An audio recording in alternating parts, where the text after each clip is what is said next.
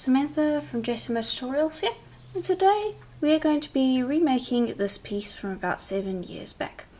This was voted in a community poll as the piece that we will be remaking.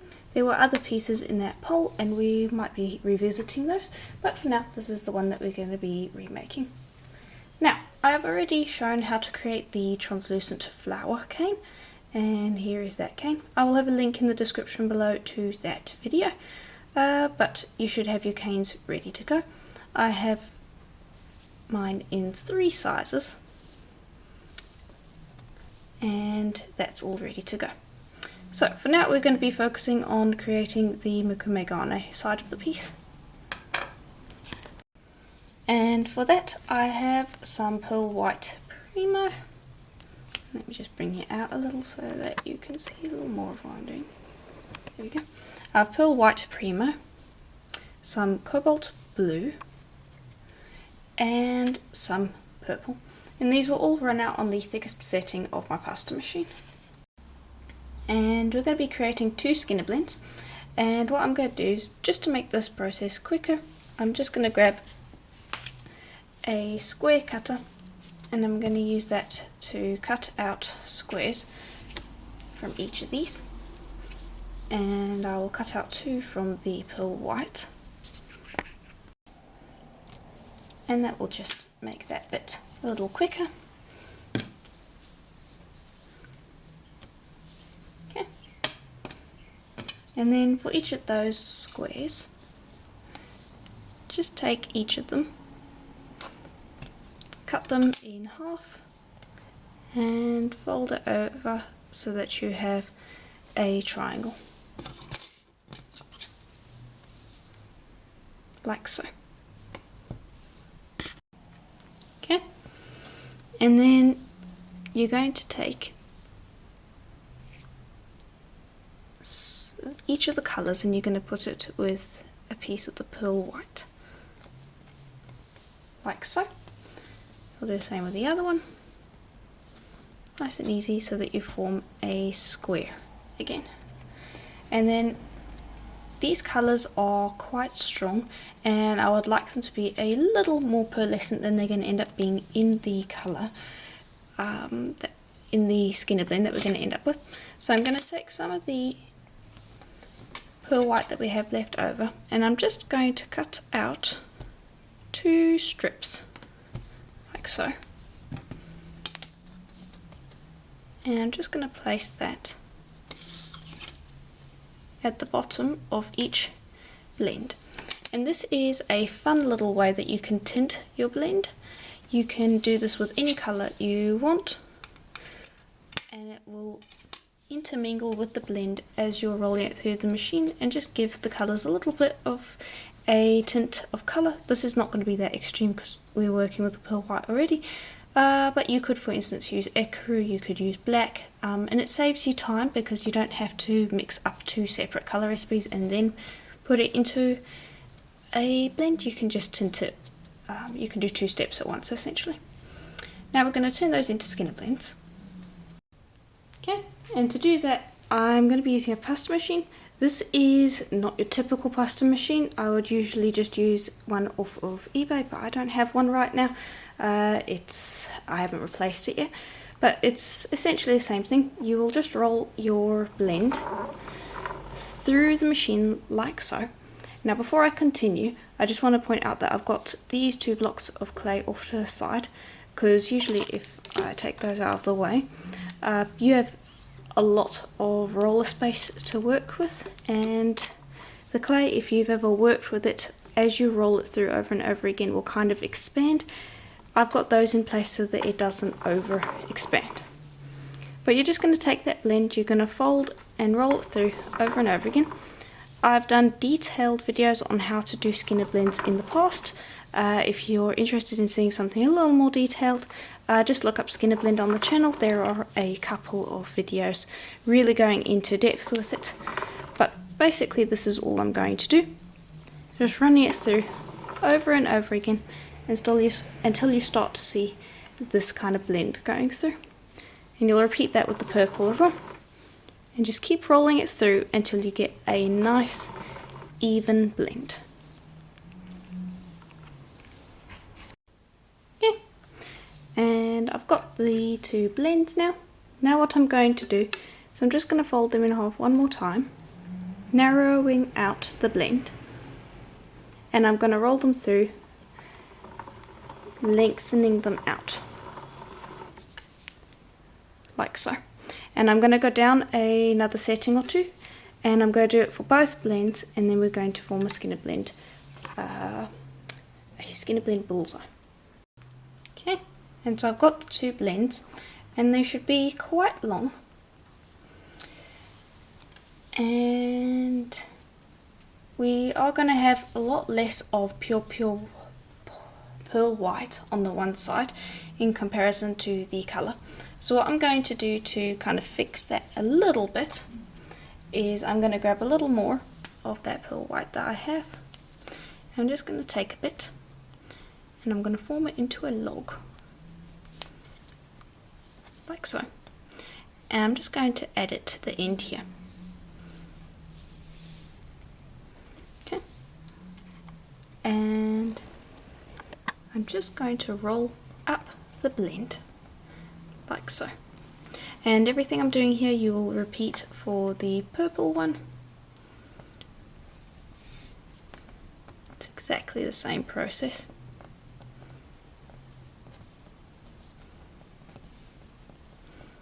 Okay.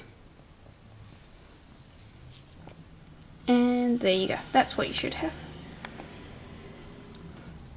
Then just press down on either end, just so that you end up with less waste, and press down on the middle, just reducing it down a little bit to press any air bubbles out. Okay, and we are going to reduce it properly in a bit, but I'm going to do the purple one of these first. And there we go. You should end up with two logs like so. Then for each one you're going to reduce that down till you can cut out a couple from each. So roughly I'd say about 6 from each, roughly, give or take. But you're just going to give them a roll like so, give them a bit of a stretch out, and yeah, I'd say probably until you're able to cut at least 6 pieces from here. Okay, and then once you've reduced it down to the diameter that you like, just trim off the ends, and then you can see how it looks. Trim off both ends, and then reduce the other one down to the same diameter. Okay, and there we go. Then I'm just going to cut out segments from here, and say probably around 2 centimeters long, roughly speaking. You really don't have to be specific with this. It's all kind of, I'm doing it just roughly by feeling. There's no actual specific way to do this. It just depends on preference, really. There we go. All pretty much the same length. A little bit of scrap, you can use that. We're going to use that for the backing most likely later on, but there we go, that's what you should end up with. Okay, and I'm going to split that in half, and each of them is going to be used for a earring, so put one to the side, and everything we do with that one, everything we do with this one, repeat for the other one. Also, I see it, there's a little air bubble there. I'm just going to prick that quickly, smooth that out. But there we go. So I'm just going to roll these out a bit, just to flatten them. I'll also just flip that and do it on the other side. Just a little bit. And just press in the edges as well. And this is just going to stick it together. And repeat on the other side, just getting rid of those little creases. Like so. And I'm just shaping it up into a little more of a square shape, because rolling it out will have just kind of pushed it out of that shape a bit. But there we go, that will work. Then I've got some black that has been rolled out on the thinnest setting of my pasta machine. Just get it as thin as you can. And I'm going to place that over the top. And again, everything I'm doing here, repeat for the other one. Then I'm just going to flip that over and just trim away most of the extra clay, because we don't need that. And everything you trim away that's still pure colour, you can then just use in another project. And there we go. Then I will give it another quick roll just to set that black and stick it to the surface. Like so. Okay, and there we go. That's what we're going to work with. Okay, and then you're going to want a texture stamp of your choice. I'm going with this one because it kind of is a vine-like texture, so it will match with the flower theme that we've got going. And I'm just going to dust that off with some cornstarch, just so that it's the clay's not going to stick to it. If you're interested in this texture stamp, I do make and sell them on my Etsy store, Redesign. There will be a link in the description below. But bear in mind, you can use any texture stamp you want, so long as it's relatively deep, because we want quite a deep texture. And I'm just going to cover the clay on both sides with cornstarch. And I'm quite generous with it because I really don't want it to stick. You can use water as well, but I just find this works better most of the time. And it's not like I'm going to be applying mica powders to this afterwards. I use water when I'm going to apply something I need to stick to the clay afterwards, because the water just dries off and doesn't stick to the clay. But cornstarch I generally will use for my mokume garne.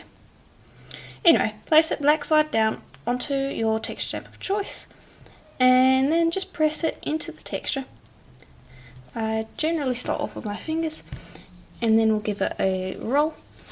This is also why I applied cornstarch to the back, just so that it didn't stick and left out of the texture. And that should do. Now I'm just going to take a baby wipe and I'm going to rub off the back, and this is just to remove extra cornstarch so that it can stick a little bit to our ceramic tile. Also give the ceramic tile a clean if you haven't already, because there will be cornstarch on it. And then lift it out of the stamp gently, like so, and it shouldn't stick. And there we go, it should come out nice and clean. Then there will be some extra cornstarch on there, that's perfectly fine. You can also wipe that off a little, like so. Nice and easy. Okay, then allow both your tile and your piece to dry, because it's not going to stick at the moment because it's wet here and a little wet on the back. Okay, and once that's dried off, gently press that down onto your tile. I'm using a glazed ceramic tile. A piece of glass will work too. Then just going to grab a nice flexible tissue blade, and I'm going to shave over the surface. And generally when you're doing mokume garne, I would recommend trying to go shallow at first, because you can always go back over and redo it. You can always go a little deeper if you need, but if you go too deep too early, you'll end up shaving off the pattern, and it's not like you can really replace that. So go light at first. You can always go back over if you miss a piece. There we go. And all these little pieces, I'll bring over some here so you can see what the back looks like. They all look really nice, so keep them. You can use those in many different ways. I'm not going to show how to use them in this tutorial, but you can use these leftovers, so don't think that they're just completely scraps. don't throw them away, they look really nice on their own. You can apply them to a backing, whatever colour you want that backing to be, and you can make another really nice piece with them. So there we go, you should be able to shave that quite easily.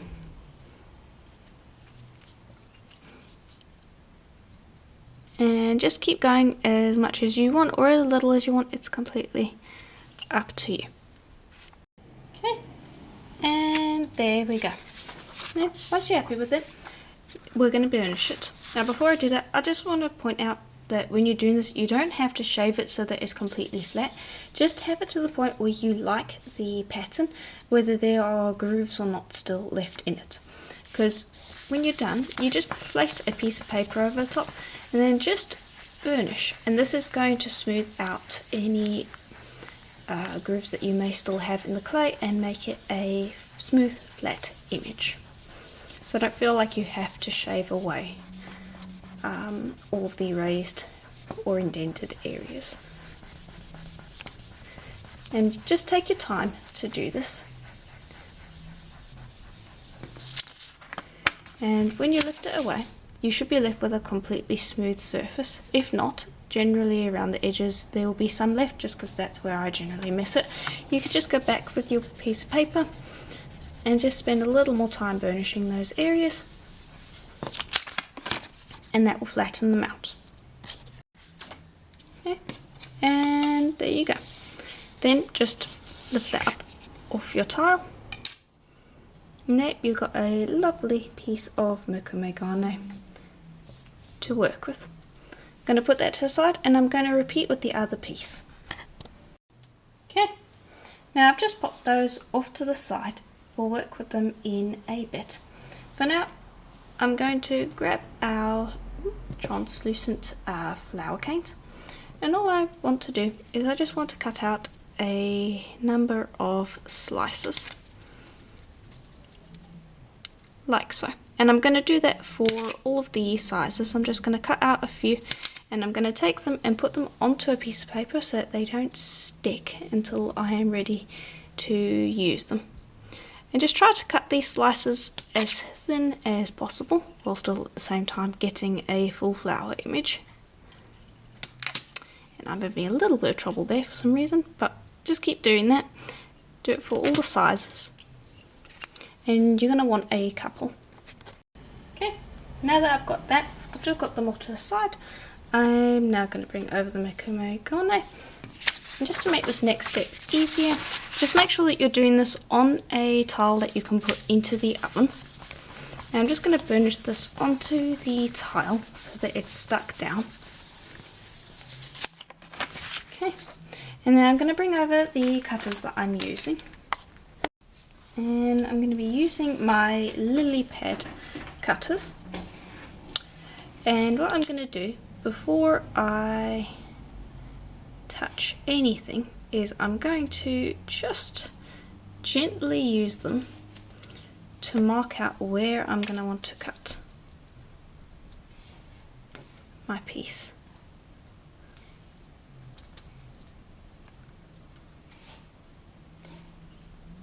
Like so. Okay, and then for the triangle part up here, I am going to apply some flower canes, and it's going to be completely covered in the flower cane. And just apply a variety of sizes and try not to overlap them if you can, while still keeping it so that they hide the mokume garne, like so. And I'm going to have them kind of leak down a little into the next shape, but I'm going to kind of have it so that they break up and don't sit tightly together, like so, just so that they give the feeling of blossoms kind of falling, like so. Okay, and and that should roughly work. I think I want one more over here. Okay, then once you've got that where you want it, I'm going to put another one over here, see if I can put it in without it overlapping, just about. Okay, and once you've got that, give it a quick burnish to flatten those flower canes into the veneer. Okay, and there we go. Then I'm going to cut it out. And I'm just going to position it in the right spot.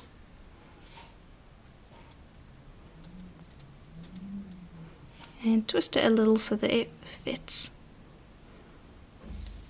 Okay. Cut that out. And these are also my cutters. I do make and sell them on my Etsy store. Again, there is a link in the description below if you want. And once you've cut that one out, you can go in and cut out your triangle. Like so.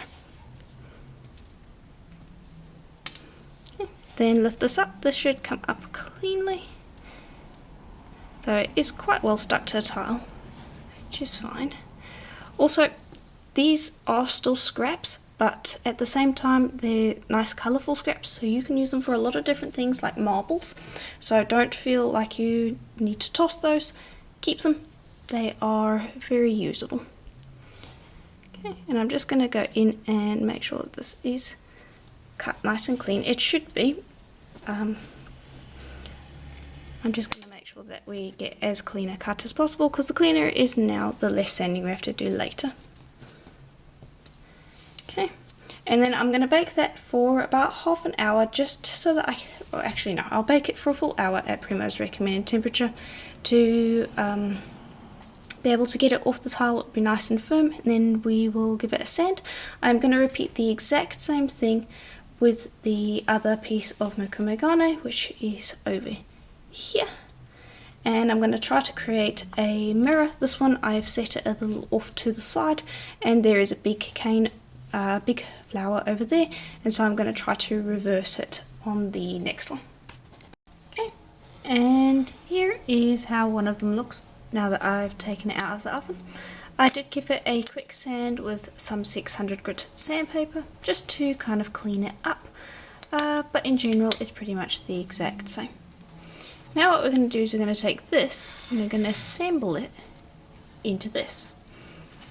And then we are going to varnish. Now this next step is a personal preference. I like to take these pieces, dip them into the varnish, and then let them hang so that I can get them coated in one coat, rather than having to do it like twice for the front and twice for the back. It just saves time. However, it does mean that your findings, such as the jump rings, will get coated in varnish, and you are going to have to spend a little bit of time checking that the varnish doesn't pull inside of the gaps. So if you don't want to do that, then before moving on to the next step, I'm going to show you varnish this. Or if you want to do it the way that I prefer to do it, then just follow the tutorial as I am going to proceed with. So now, all you're going to do is you're going to take this little triangle piece and you're just going to press it in so that it is lined up with each side. And you're going to take a pin drill and just drill a little mark in the side, and then line it up with the triangle on the other side, and then repeat for the other side. And this is going to help you line up your holes so that when you go to place your jump rings in, they will line up in the right way. And then once you've done that, you can go over to those little guide holes that you've created and just actually drill the whole way through, like so. And I also will, once I've finished drilling these holes, I will also drill a hole at the top of this one for where we're going to put our ear wire. Okay, and then the next step is going to be to take one of 3 jump rings, and just to open that up, and this can be a little fiddly, but you want to just slide it through one of those holes. Bring this over and slide that through the correct hole. Close up the jump ring like so, and then I like to slide it so that the seam is not visible. And then you're going to repeat on the other side. It should be very doable, though it can be finicky, so have a little bit of patience with it. And you might need to try out different sizes of jump rings, because it depends on how thick your clay is and where you drilled the holes as to how big your jump rings need to be. But there we go, shouldn't be too tricky. Okay, and also if you don't want to varnish the piece and you want to leave it exactly as it is with kind of a matte finish, you could do that. There is no mixed media on this, such as paint or mica powders, that needs to be sealed. It is purely polymer clay, so you don't have to varnish it. The varnish is just to give it a bit of a shinier finish. So don't feel like you have to varnish it if you don't want to. There you go. That's how you would assemble it. Now we're going to dip some. Okay, and I've got a big bucket of Redesign water-based gloss varnish. And all I'm going to do is I'm going to take these pieces and I'm going to hold them by the ear wire. Now I'm just going to suspend them in the liquid and take them out again, and just give them a little while to drain, because there's going to be a lot of extra varnish. And you're going to spend like a couple of minutes just to make sure that it doesn't pool at the bottom anymore, because you will find that you will get drips, and you will just kind of dab that up with a paper towel. Okay. And then I'm going to just grab a wire and I'm going to suspend it over the varnish while it drains its extra varnish. But I'm going to take this wire as it is and I'll suspend it over something like a little basket, just to catch the extra drips until it has dried. And I might give this a second coat. I will see how it looks after the first coat's dried, which generally takes about an hour. I will also varnish the other one. Just spend a little bit of time, 2 to 3 minutes, just catching any little drops so that they don't dry like that. And yeah, you should be pretty much done after that. Okay, and here they are, now that the varnish has dried. And it will just have given them a nice clean surface. I only ended up coating them once. I thought a satin finish was nice. This is not as high gloss as it could be. If you gave it another coat it would be a even smoother finish, but I thought this looked nice. So that is just about it. Here is another look at the piece that we were using as a reference. I still quite like this one. Also, if you're wondering why it's cloudy, it's because this was back in a time where I was using Mod Podge as a varnish and it just didn't really withstand time. Let me know in the comments below if you've used Mod Podge before. But yeah, that's why this is cloudy. But I think the design itself is quite nice. I might revisit it again and explore the design in a different direction. Let me know if you'd be interested in it. But for now, that's it for the tutorial. Thank you for watching. If you enjoyed the video, please do consider leaving a like and subscribing. And if you would like to support the channel further, there is a link to a membership just below. Just click the join button and there's a membership there where I post exclusive tutorials that are a little more complex than the ones that I post on YouTube. But yeah, thank you for watching and I'll see you in the next video. Bye for now.